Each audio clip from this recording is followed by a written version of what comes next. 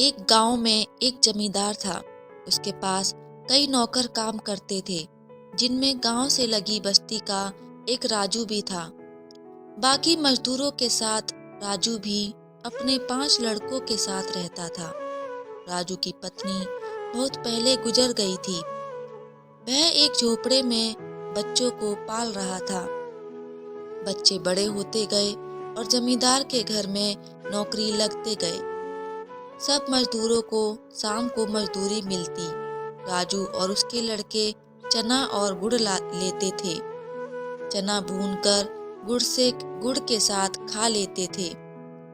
बस्ती वालों ने राजू को बड़े लड़के की शादी कर देने की सलाह दी। उसकी शादी हो गई और कुछ दिन बाद गोना भी आ गया। उस दिन राजू की झोपड़ी के सामने बड़ी भीड़ लगी। बहुत लोग इकट्ठा हुए नई बहू को देखने को। फिर धीरे धीरे भीड़ छटी। आदमी काम पर चले गए और औरतें अपने अपने घर। जाते जाते एक बुढ़िया बहू से कहती गई कि पास ही घर है, किसी चीज की जरूरत हो तो संकोच मत करना, लेने आ जाना। सबके जाने के बाद बहू ने घूंघट उठाकर अपनी ससुराल को देखा तो उसका कलेजा मुंह को आ गया।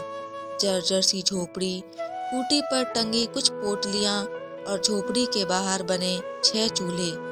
राजू और उसके सभी बच्चे अलग अलग चना भूनते थे। बहू का मन हुआ कि उठे और सरपट अपने गांव भाग चले, पर अचानक उसे सोचकर धक्का लगा कि वहां कौन से नूर गड़े हैं। माँ है नहीं, भाई भौजाई के राज में नौकरानी जैसी जिंदगी ही तो गुजारनी होगी। यह सोचते हुए वह बुक्का फाड़ रोने लगी। रोते रोते थककर शांत हुई, मन में कुछ सोचा। पड़ोसन के घर जाकर पूछा, अम्मा एक झाड़ू मिलेगा?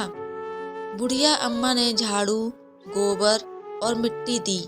साथ में अपनी पोती को भेज दिया। वापस आकर बहू ने एक चूल्हा छोड़ बाकी फोड़ दिए। सफाई कर गोबर मिट्टी से झोपड़ी और द्वार लीपा। फिर उसने सभी पोटलियों के चने एक साथ किए और अम्मा के घर जाकर चना पीसा। अम्मा ने उसे साग और चटनी भी दी। वापस आकर बहू ने चने के आटे की रोटियां बनाई और इंतजार करने लगी।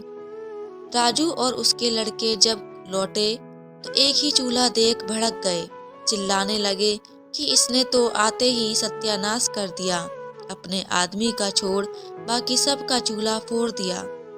झगड़े की आवाज सुन बहू झोपड़ी से निकली और बोली, आप लोग हाथ मुंह धोकर बैठिए, मैं खाना निकालती हूँ। सब अचकचा गए।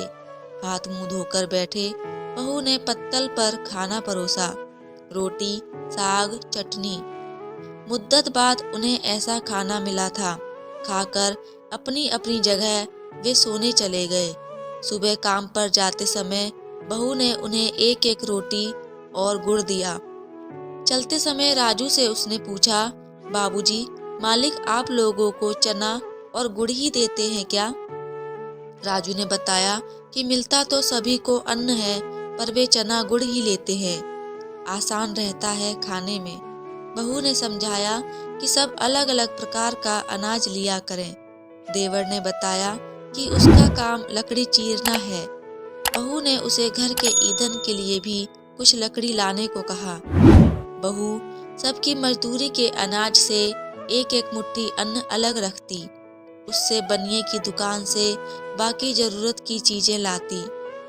राजू की गृहस्थी धड़ल्ले से चल पड़ी। एक दिन सभी भाइयों और बाप ने तालाब की मिट्टी से झोपड़ी के आगे बाड़ बनाया। बहू के गुड़ गांव में चर्चित होने लगे। जमींदार तक यह बात पहुंची। वह कभी कभी बस्ती में आया करता था। आज वह राजू के घर उसकी बहू को आशीर्वाद देने आया था। बहू ने पैर छू प्रणाम किया तो जमींदार ने उसे एक हार दिया। हार माथे से लगा। बहू ने कहा कि मालिक, यह हमारे किस काम आएगा? इससे अच्छा होता कि मालिक हमें 4 लाठी जमीन दिए होते। झोपड़ी के दाएं बाएं तो एक कोठरी बन जाती। बहू की चतुराई पर जमींदार हंस पड़ा। बोला, ठीक है, जमीन तो राजू को मिलेगी ही, लेकिन यह हार तो तुम्हारा हुआ। एक स्त्री ही है जो परिवार को एकजुट रखती है, घर संसार चलाती है, घर की मालकिन होती है। इसलिए कहा गया है, औरत चाहे घर को स्वर्ग बना दे और चाहे तो नर्क। दोस्तों, आजकल अगर आप समाज में देखें तो आपको पारिवारिक झगड़ों की बात ज्यादा सुनाई और दिखाई देगी। उसका एक कारण तो संस्कार की कमी है और दूसरा कि संस्कारों की कमी की वजह से आदमी और औरत भी एक दूसरे को अच्छे से समझते नहीं हैं और घर में लड़ाई झगड़े होने शुरू हो जाते हैं, जो कि घर की टूटने की नौबत तक भी पहुंच जाते हैं। लेकिन किसी घर को अच्छे से चलाने में एक औरत की सबसे बड़ी भूमिका होती है, क्योंकि ये कला ईश्वर ने सिर्फ एक औरत को दी है। तभी कहावत है कि अगर औरत चाहे तो घर को स्वर्ग सा सुंदर बना सकती है। दोस्तों, कहानी कैसी लगी कमेंट में जरूर बताइएगा और अगर आप चैनल पर नए हैं तो चैनल को सब्सक्राइब जरूर कीजिएगा। आपका एक सब्सक्राइब मेरे लिए मोटिवेशन का काम करता है। तो मिलते हैं अगली एक और अच्छी कहानी के साथ। तब तक के लिए आप सभी का धन्यवाद।